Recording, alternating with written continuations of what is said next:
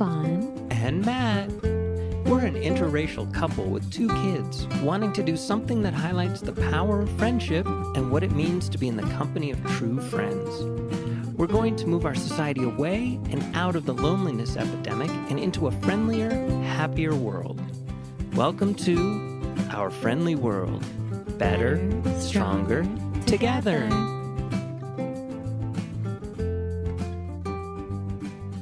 Welcome back, everybody. Hi. Hello. Today we're talking about perceived value in friendship, of course, but like everything. I was coming out of the grocery store with the kids the other day, and we ran into someone with a cute dog. Started talking about the dog, of course, but then I asked some questions of this person, like, what's your story? Blah, blah, blah.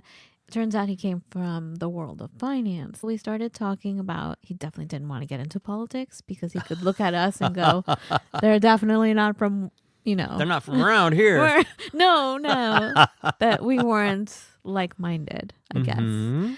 So he's like, I don't want to get into politics. I'm like, yeah, but what do you think about the state of the world financially, like that? He's like, I'm not worried, actually. I feel like it's going to be okay. I'm like, really?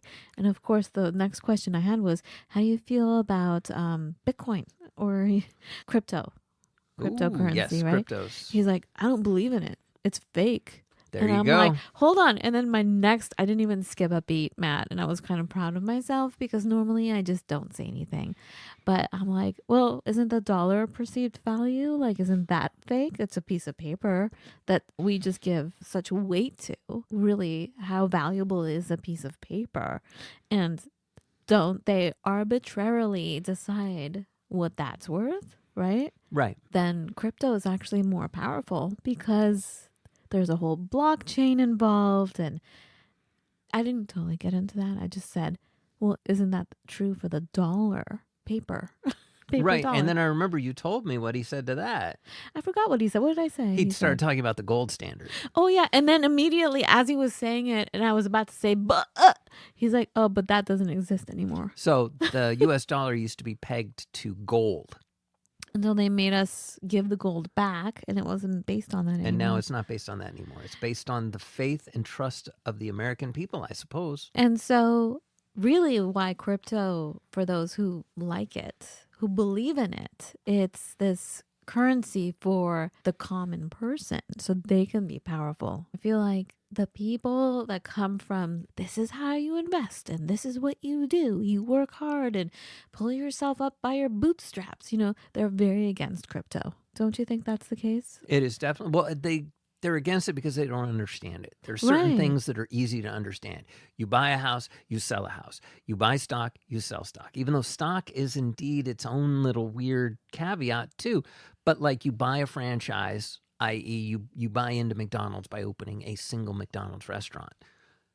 Ostensibly you're going to make money. Don't you feel that they're not open to a new way? That's why they're not into it? Well, typically I want to say that the people who have generational wealth, they're primarily focused on not losing their generational wealth. Something I heard a long time ago that stuck with me was there was somebody very rich, and they said, you need to marry someone who's really rich too, because they're going to be so scared of losing it that they'll protect it and safeguard it their whole lives.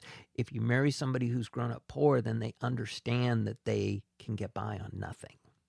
Meanwhile, Scary. I'm all about things are changing. It's a whole new world. Just because this way of being, i.e.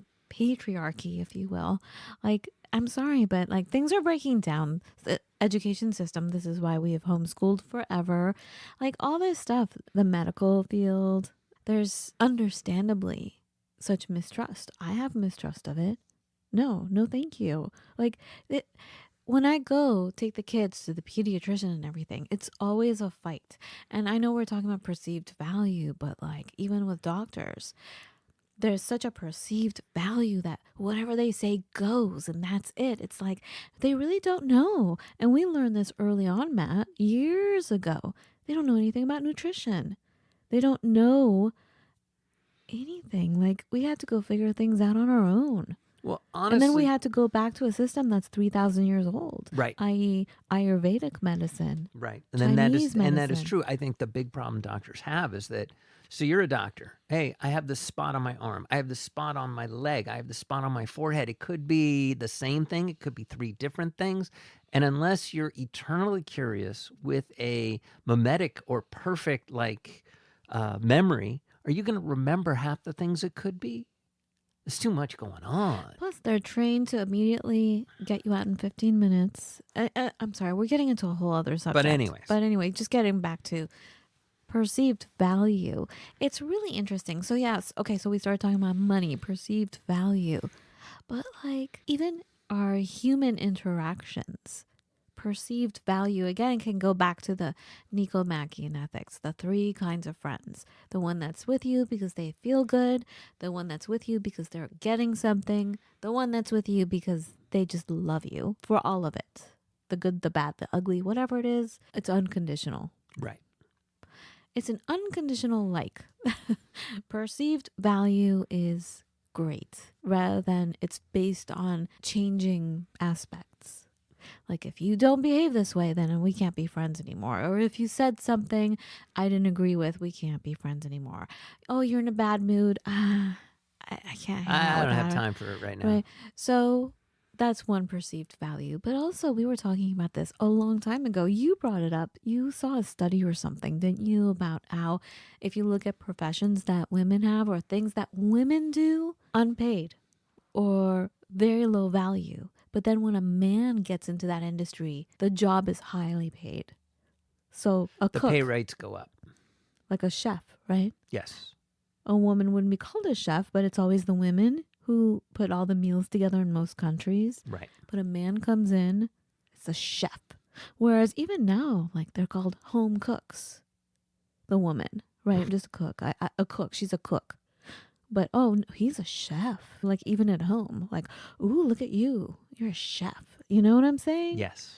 What other perceived values were we talking about? I'm kind of blanking out So, right now. school teacher back in America in the 1890s, because that's the earliest kind of books that I've read that I have a good sense of what was happening in small town life. But teaching was a male profession, and they were considered very educated people who taught. Laura Ingalls Wilder, I think, exempting, if you will. Are you talking about Little House on the Prairie? Yes, because she was a teacher too. But I'm talking about the male teachers were seen as professionals in the environment. They were possibly, them and the doctor were typically the only learned men in town. I mean, even the dentist wasn't particularly learned because he was the barber as well. Oh my God. I know. But anyways, be that as it may. I may have told the story before, but when I worked in corporate, I got myself in. I hustled to get to where I was. Mm-hmm. It started at a mall. I bumped into the CEO of a company I loved, started talking to him. I always had a little portfolio of my photography work with me. And so I showed him my work and we started talking. We were laughing. And so he's the CEO, the owner, the creator, the big guy. That night he turned to his people and he's like, to his vice president, he's like, hire her. I want her on our team. And he walked away, right? Right. Now, I could have let it go and they would have ignored the whole thing. I pursued it and I got myself in. Not only did I get myself in, but I went straight to the top. Like, I had an executive badge. And my perceived value was like 0 for most people. Only a few people, only one actually that I know of understood my value, and she was another exec. But I remember her assistant saying, why is she even here talking about me?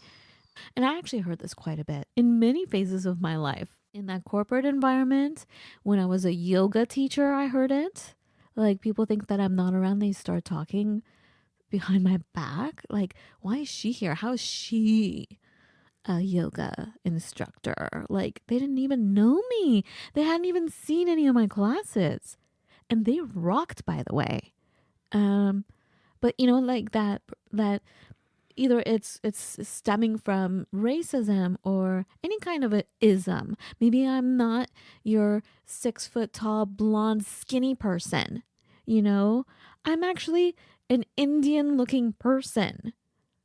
Like, where Ayurvedic medicine is from, where true yoga is. That's me. How dare you say what's she doing here? Well, it is interesting. I suppose we could maybe take a look at really the uptake of yoga in America and where that really came from. Because, yoga's been around in India for thousands of years. I blame the Beatles. So in many ways, just going back, because we actually didn't finish my thought on school teachers, but when women started moving into the school teaching profession, it became less of an exclusive, learned, oh my goodness type environment. So again, mimicking what happened in reverse of what happened with chefs. So as soon as women come in, then they're paid less. Well, the perceived value of the thing, whatever it is considered less, yes. Interesting. And same with neighborhoods. Well, yeah. If as soon as those people move into the neighborhood, things get... I used to hear this when I was in LA. I was engaged to this guy, you guys. Not Matt, but I've told you about him. The most racist mother. And she saw someone from my background, moving 2 houses down. And she was like, oh, God, the Alibabas are moving in. I'm like, what? God. And then they would say stuff like, you're not one of them. You're one of us. That she said. Because I called her on it. It was the only time I actually called her on it because it was so unreal, the stuff that would come out of her mouth, that there was no fighting it. And she was something else. She was terrible, you guys. Oh, my God. Dodged a bullet. Anyway, I dodged mini grenades. Anyway, what was I saying? I forgot. I got distracted by the hate. What was I saying?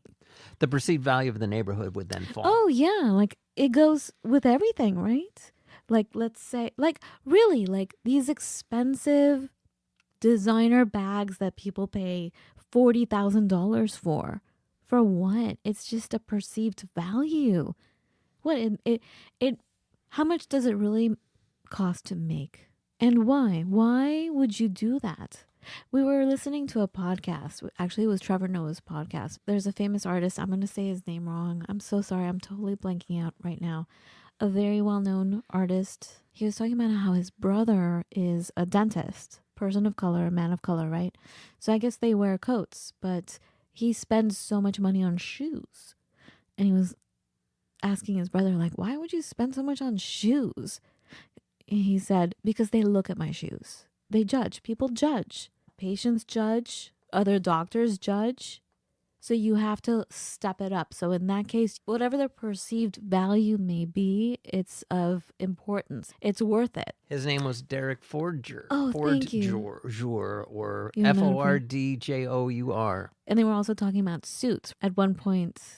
And we'll get, that's for another episode, getting into fashion and everything. But people and perceived value. And things start to get really tricky and sticky with friends, right? Because sometimes you don't have an opportunity to show your worth, or you don't have an opportunity to, or you don't want to. Sometimes you don't want to show them all that you are. Especially early phases of friendship, or if you're in a boss relationship or whatever, at work or whatever else it is. You don't have the opportunity to give your best performance. And it's kind of a weird thing. Well, back to what I was trying to say with the corporate. I didn't feel like I had to prove myself. I was just trying to do my job. Right. And I found out after I left that that's part of, and correct me if I'm wrong, Matt, but that's part of your job, is not to just do your job. You have to prove yourself. You have to establish, you have to sell your worth. So it's not just about doing something. You have to sell it. And right? Am I right? You're absolutely right. And guess what? All of a sudden now, it seems like if you've been at a company for 10 years, you're kind of a sucker. Yeah. Your value is seen as less than someone who comes in because, oh my God, they've been working for the past 4 years in this industry, that industry, the other industry. Yeah, because what? And you're going to get what? If you are lucky enough, you get what? 3% raise? But if you job hop, yes, your perceived value goes up. Plus 8 to 15% higher. Plus you learn new per year. As a computer programmer, I learn new technical skills every job I take.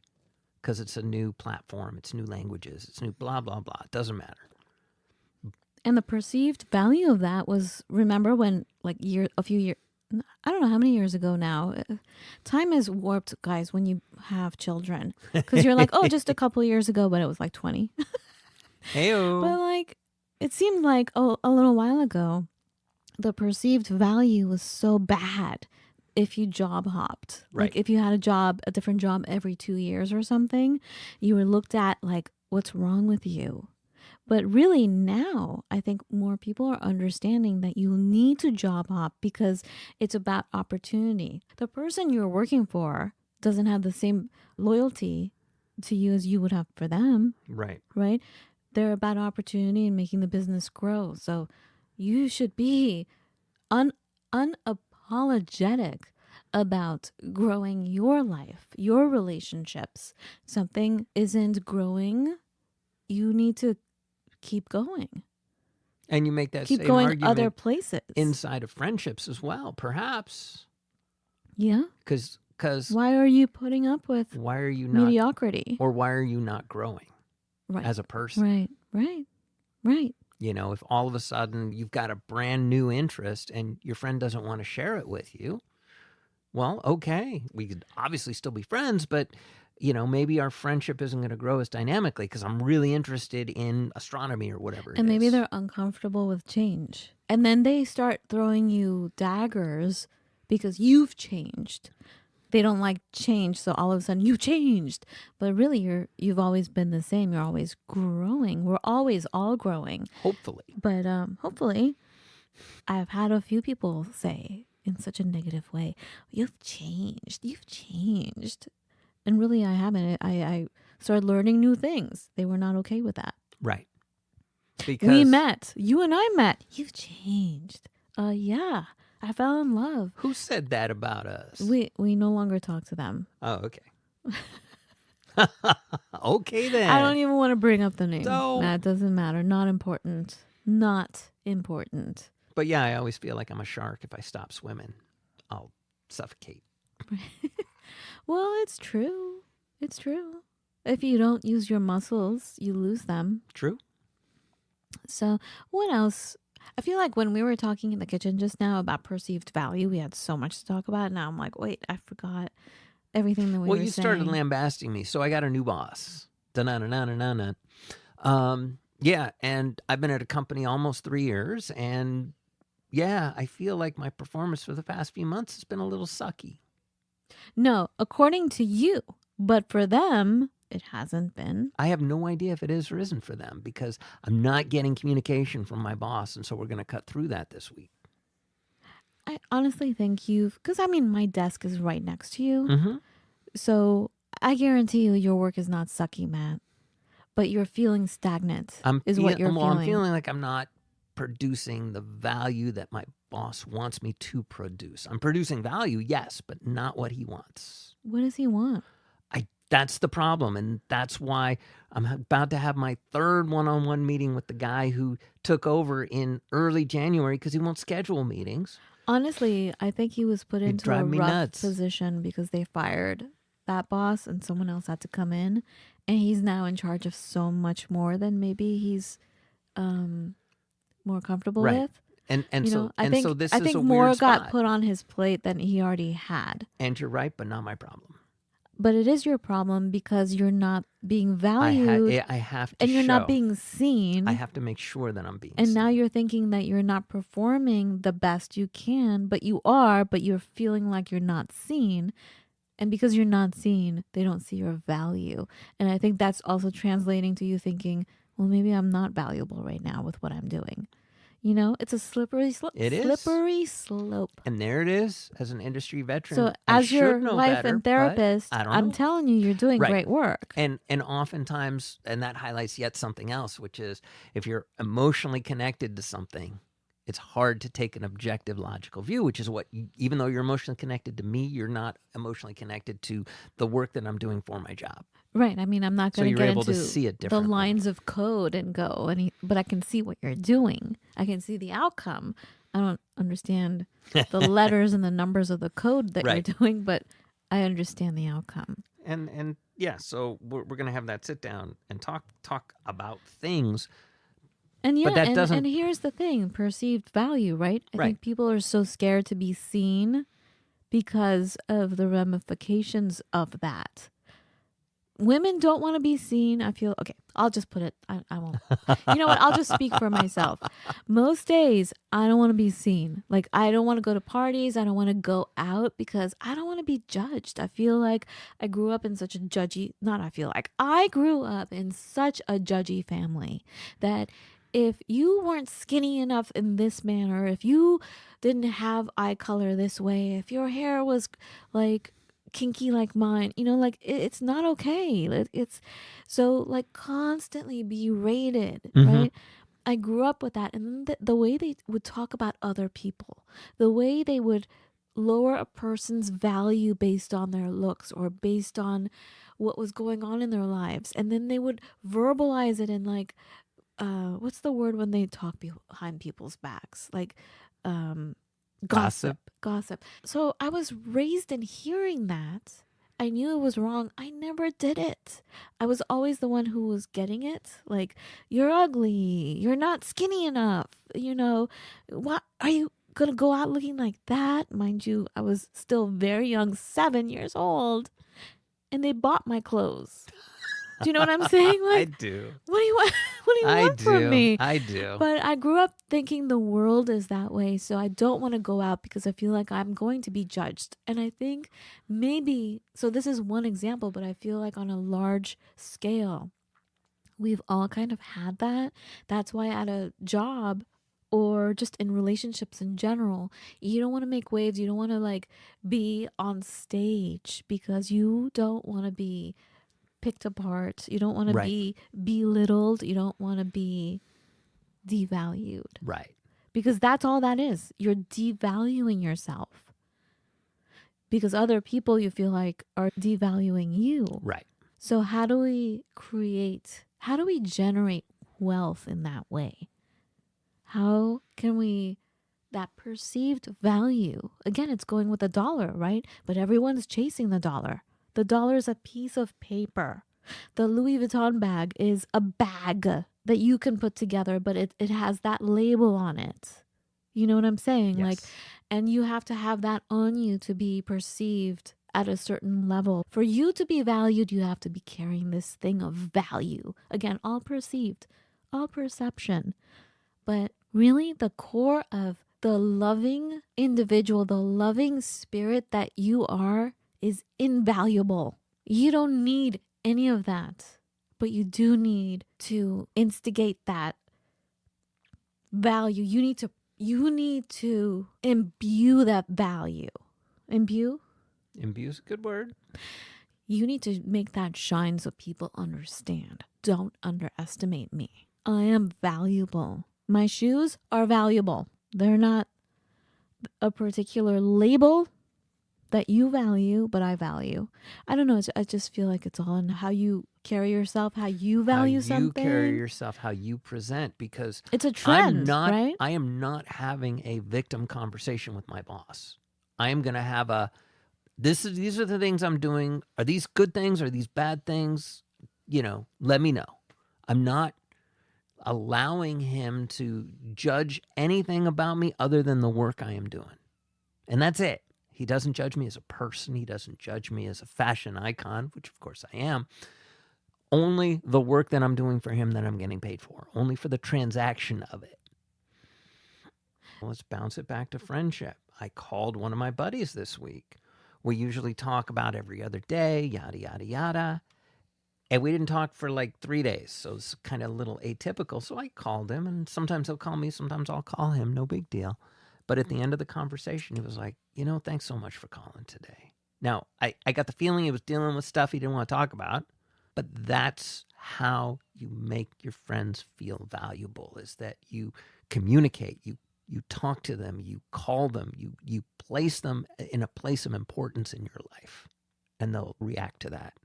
And they'll understand that their perceived value to me is very high. Mm-hmm. Like, I helped a few people start their podcasts, and I gave them so much that I spent close to $10,000 on learning. to do podcasting, like everything, the A to Z, right? Right. And I helped a few people. And because I treated it like it was no big deal, because it was with love, I was like, sure, here you go. The perceived value was 0. And then they demanded more from me. I had to walk away. And hopefully now they're realizing, oh, wait a minute. Do you know what I'm saying? Because they can't do it on their own. Right. They don't know how. Something that looks so simple and effortless that I did. Right. They don't know how to do it. And if they were to figure it out, it still doesn't sound right. Absolutely. And that's why in those situations, I do make things look effortless sometimes, but I make sure that the key players understand exactly what I had to do to go through that, which is why I manage my bosses, which is why I manage my friendships, which is why And we have to do it on the daily, because when it festers, yes, you end up having a blow up. Or you enter a negative feedback loop where you're just like, I suck. Right. Either that, or you're like, don't you realize, then you have to break a relationship because you have to yell at them about how they're disrespecting your value. Anyway. Anywho. That's about it. The valuable friend, you are of great value forever and always. And you should be a good citizen and let your friends know that you value them. Yeah. And sometimes it's little things, and sometimes it isn't. And show your value. By showing up, too. By polishing it. Shine. You have to make yourself shiny, because that's what people are used to. If it doesn't shine, they ignore it, right? Right. A diamond could be undetectable, but if it's polished and they're like, oh my God, it's a diamond. I wouldn't even know what a diamond looks like if it's just a rock. Do you? No idea. Anyway, that's it for this week. Have a beautiful every day. Be well. Talk to you soon.